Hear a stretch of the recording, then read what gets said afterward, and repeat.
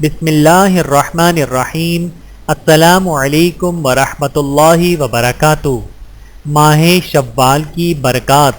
حضرت عائشہ رضی اللہ تعالی عنہا فرماتی ہیں کہ رسول اللہ صلی اللہ علیہ وآلہ وسلم نے مجھ سے ماہ شوال میں نکاح فرمایا اور آپ صلی اللہ علیہ وآلہ وسلم کے ساتھ میری رخصتی بھی ماہ شوال میں ہوئی۔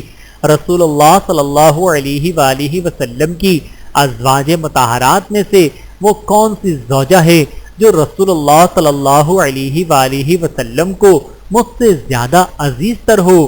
حضرت عائشہ رضی اللہ تعالی عنہا اس بات کو مستحق سمجھتی تھی کہ ان کے خاندان کی عورتوں کی ماہ شوال میں رخصتی ہو۔ بحوالہ صحیح مسلم حدیث نمبر 3548۔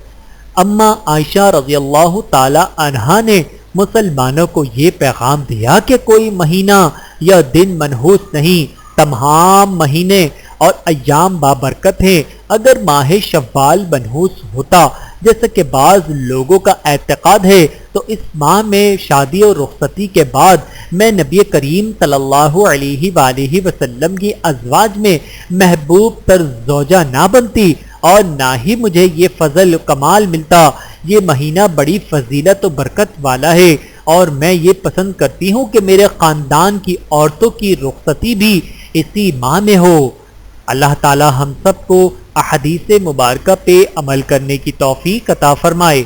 آمین ثم آمین۔